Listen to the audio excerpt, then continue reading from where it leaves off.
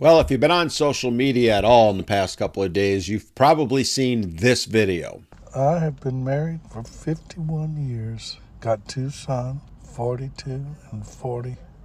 Damn deadbeats. I'm still supporting the little boogers. Needed to take a test to see if any of us had a kidney good enough for my brother. Found out something interesting. They ain't my kids.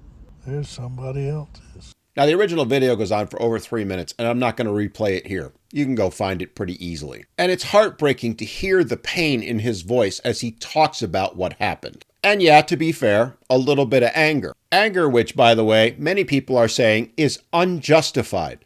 I mean, after all, he raised those boys as his own for 40 years, so he really shouldn't have anything to be angry about. He's still their dad, right? Well, I hate to say it to you, but no, he's no longer their dad. Sure, he raised them. Sure, he supported them. And as he said in the video, he still has to support them even though they're in their 40s. So he's not a dad. He's a dupe. He's a victim of fraud, specifically paternity fraud. Something many people declare doesn't exist, or if it does, it's only a very small percentage. But the facts belie the reality. The truth of the matter is very little research has been done into the matter. And that's on purpose, because if the research were actually done, they'd see it's a far more rampant problem than anyone wants to admit. It's hard to put an exact number on it, but two recent studies, one done in 2022 and one done in 2023, put the number at 11 and 12% respectively. To be fair, there are other studies that say the number is somewhere between 1 and 2%. But instead of looking at it as percentages, let's look at it as numbers. Numbers of actual men and children affected by paternity fraud. Now I'm going to split the difference and put that number at 5%, which I admit is a bit arbitrary. But I'm choosing that because I believe the actual number is probably somewhere between 5 and 10%. As I said, there's really no hard data to prove one way or another what the number actually is, so this is the best we can do at this point. And when you do the math, that puts it a little under 200,000 births just last year alone that are cases of paternity fraud. And as I said, that's a single year. Remember, this happens year after year after year. When you do that, the number of cases go into the millions. And it has a financial cost also. A financial cost on the men who've been defrauded. If you take those millions and millions of men who are being defrauded and the amount of dollars that they're being forced to pay in child support for a child that is not theirs, well, the numbers now go into the billions. And that, my friends, is the reason why you'll never see mandatory paternity testing done at birth. Because the government and courts rake in many millions of dollars off those child support payments. They are, in other words, co-conspirators with the mother in the committing of a crime, the crime of paternity fraud. And the argument they invariably make to justify that crime is to claim, well, it's in the best interest of the children to maintain the status quo, to allow that fraud to continue, to do nothing about it, to allow women to knowingly and willfully commit fraud against a man, and to face little or no consequences for doing so. In fact, they'll reap the rewards. The rewards in the form of decades of child support. Who says crime doesn't pay? The hypocrisy is astounding. Can you imagine how quickly the laws would change if it was men defrauding women? Yeah, it would happen overnight. And if you're sitting here going, who cares? It's just the guy. It's just the dad. Put yourself in the position of the children. Like in this case, the two boys who thought for 40 years that the man they called dad was actually their biological father, only to find out he wasn't.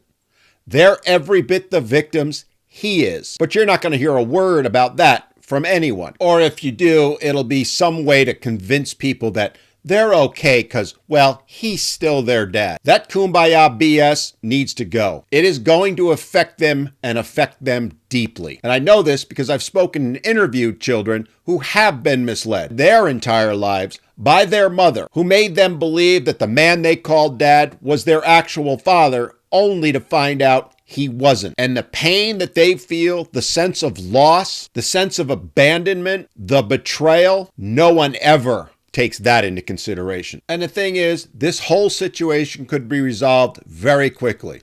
You start by doing away with presumption of paternity laws, which in many states and countries presumes that if a man and woman are married, the man is automatically the father. Second, you require DNA testing at birth for all children. That move alone would end paternity fraud almost overnight. And finally, you pass laws. You make it easier for men to go after the women who have defrauded them. And district attorneys and the courts should start treating this for what it is, an actual crime. Not dumping it off to civil or family court, but putting it where it belongs, in criminal court.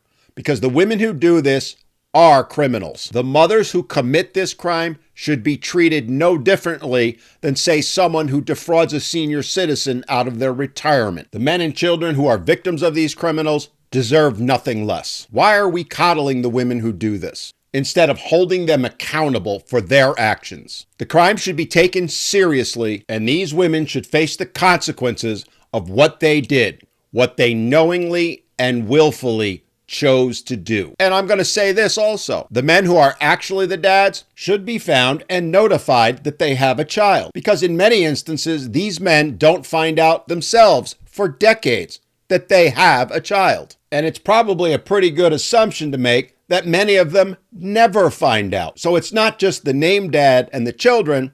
Here is yet another victim of the crime. Shouldn't this man have the opportunity to be involved in the lives of the children he helped create? And shouldn't those children have the opportunity to meet, know, and have a relationship with their actual father? The answer is obvious. In today's society, in the mindset of politicians and the courts, not to mention the mothers who do this, the answer is no. Better the criminal be rewarded than the victims. And one final thought for those of you that defend the mothers because she may not be sure who the dad is. Really?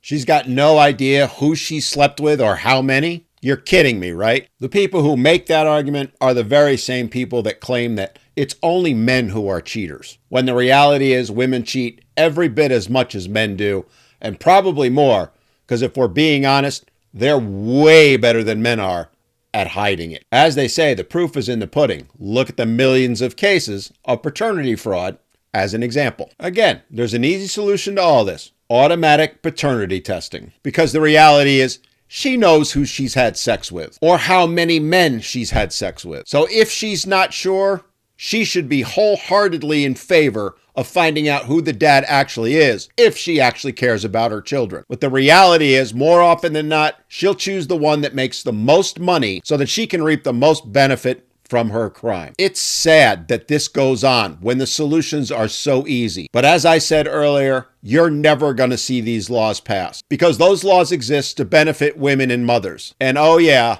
the government and the judges whose salaries in retirement are funded through this fraud. So what do you think? Should mothers who knowingly and willfully defraud the father and children face the consequences? Should they be charged as criminals and potentially sent to jail? Should mandatory DNA testing at birth be mandated in every state and every country? Let me know in the comments. And if you like this video, give me that thumbs up and be sure to check out these other videos where I talk about the double standards that men and fathers face in today's society.